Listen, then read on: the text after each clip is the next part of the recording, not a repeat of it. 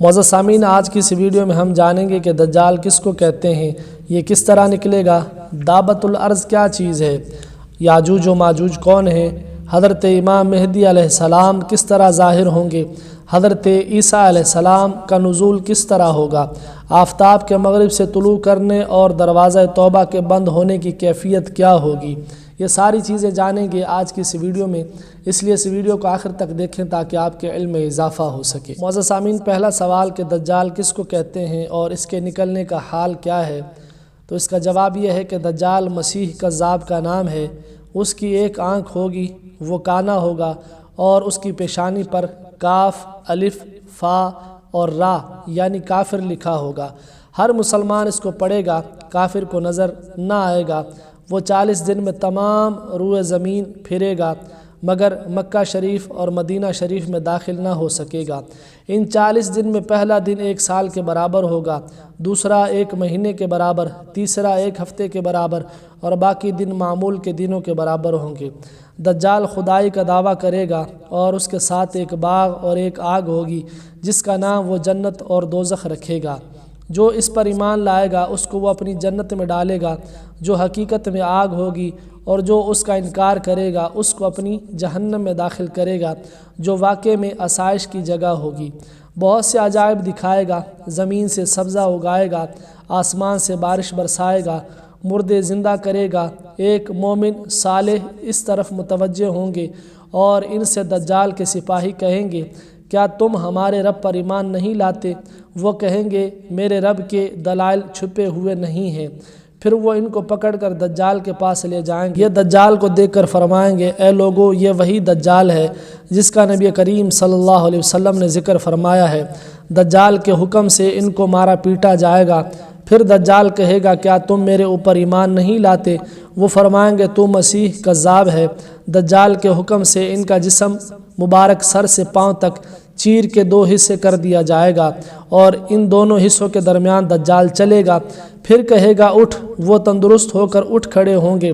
تب دجال ان سے پھر کہے گا، تم مجھ پر ایمان لاتے ہو؟ وہ فرمائیں گے، میری بصیرت اور زیادہ ہو گئی۔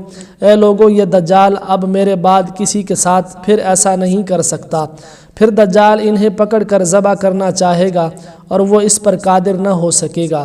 پھر ان کے پاؤں اور ہاتھ سے پکڑ کر اپنی جہنم میں ڈالے گا۔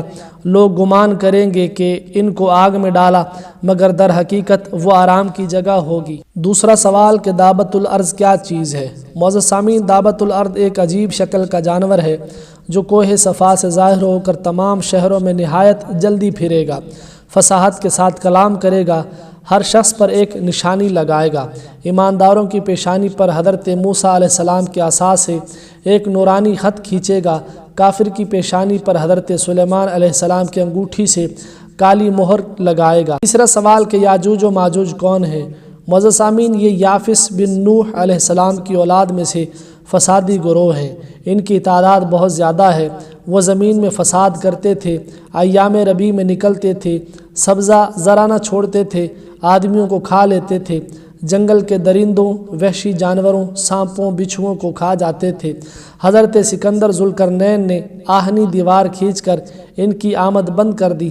حضرت عیسیٰ علیہ السلام کے نزول کے بعد جب آپ دجال کو قتل کر کے اللہ تعالیٰ کے حکم سے مسلمانوں کو کوہ طور پر لے جائیں گے، اس وقت وہ دیوار توڑ کر نکلیں گے اور زمین میں فساد اٹھائیں گے، قتل و غارت کریں گے۔ اللہ تعالیٰ انہیں حضرت عیسیٰ علیہ السلام کی دعا سے ہلاک کرے۔ حضرت امام مہدی علیہ السلام کس طرح ظاہر ہوں گے۔ معزز سامعین، حضرت امام مہدی رضی اللہ عنہ خلیفۃ اللہ ہیں۔ آپ رضی اللہ عنہ نبی کریم صلی اللہ علیہ وسلم کی آل میں سے حسنی سید ہوں گے۔ جب دنیا میں کفر پھیل جائے گا اور اسلام حرمین شریفین کی طرف سمٹ جائے گا، اولیاء اور ابدال وہاں کو ہجرت کر جائیں گے۔ ماہ رمضان میں ابدال کعبہ شریف کے طواف میں مشغول ہوں گے۔ وہاں اولیاء حضرت امام مہدی علیہ السلام کو پہچان کر ان سے بیعت کی درخواست کریں گے۔ آپ رضی اللہ عنہ انکار فرمائیں گے۔ غیب سے ندا آئے گی، ھذا خلیفۃ اللہ المہدی فاسمعوا لہ واطیعوہ۔ یہ اللہ تعالیٰ کے خلیفہ مہدی ہیں، ان کا حکم سنو اور اطاعت کرو۔ لوگ آپ رضی اللہ عنہ کے دست مبارک پر بیعت کریں گے، وہاں سے مسلمانوں کو ساتھ لے کر شام تشریف لے جائیں گے۔ آپ کا زمانہ بڑی خیر و برکت کا ہوگا، زمین عدل اور انصاف سے بھر جائے گی۔ ایک اور سوال کہ حضرت عیسیٰ علیہ السلام کا نزول کس طرح ہوگا؟ معزز سامعین، جب دجال کا فتنہ انتہا کو پہنچ چکے گا اور وہ ملعون تمام دنیا میں پھر کر ملک شام میں جائے گا، اس وقت حضرت عیسیٰ علیہ السلام دمشق کی جامع مسجد کے شرقی مینارے پر شریعت محمدیہ صلی اللہ علیہ وسلم کے حاکم اور امام عادل اور مجدد ملت ہو کر نزول فرمائیں گے۔ آپ علیہ السلام کی نظر جہاں تک جائے گی وہاں تک خوشبو پہنچے گی، اور آپ علیہ السلام کی خوشبو سے دجال پگھلنے لگے گا اور بھاگے گا۔ آپ علیہ السلام دجال کو بیت المقدس کے قریب مقام لد میں قتل کریں گے۔ ان کا زمانہ بڑی خیر و برکت کا ہوگا، مال کی کثرت ہوگی، زمین اپنے خزانے نکال کر باہر کرے گی، لوگوں کو مال سے رغبت نہ رہے گی۔ یہودیت، نصرانیت اور تمام باطل دینوں کو آپ علیہ السلام مٹا ڈالیں گے۔ آپ علیہ السلام کے عہد مبارک میں ایک دین ہوگا، اسلام۔ تمام کافر ایمان لے آئیں گے اور ساری دنیا اہل سنت ہوگی۔ امن اور امان کا یہ عالم ہوگا کہ شیر بکری ایک ساتھ چریں گے، بچے سانپوں سے کھیلیں گے، بغض حسد کا نام و نشان نہ رہے گا۔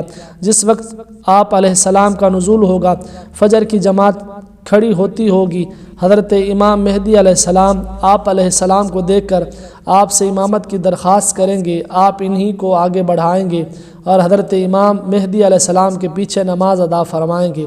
ایک روایت میں ہے کہ حضرت عیسیٰ علی نبینا علیہ السلام نے نبی کریم صلی اللہ علیہ وسلم کی شان اور صفت اور آپ صلی اللہ علیہ وسلم کی امت کی عزت اور کرامت دیکھ کر امت محمدی صلی اللہ علیہ وسلم میں داخل ہونے کی دعا کی۔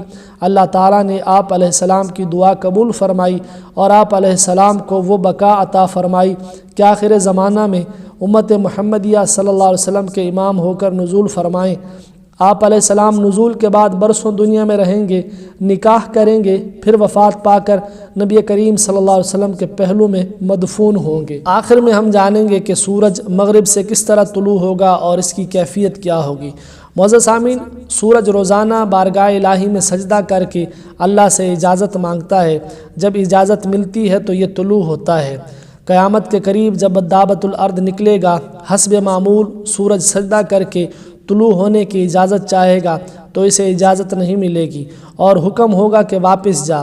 تب سورج مغرب سے طلوع ہوگا اور نصف آسمان تک آ کر لوٹ جائے گا اور جانب مغرب غروب کرے گا۔ اس کے بعد بدستور سابق مشرق سے طلوع کیا کرے گا۔ آفتاب کے مغرب سے طلوع کرتے ہی توبہ کا دروازہ بند کر دیا جائے گا، پھر کسی کا ایمان لانا مقبول نہ ہوگا۔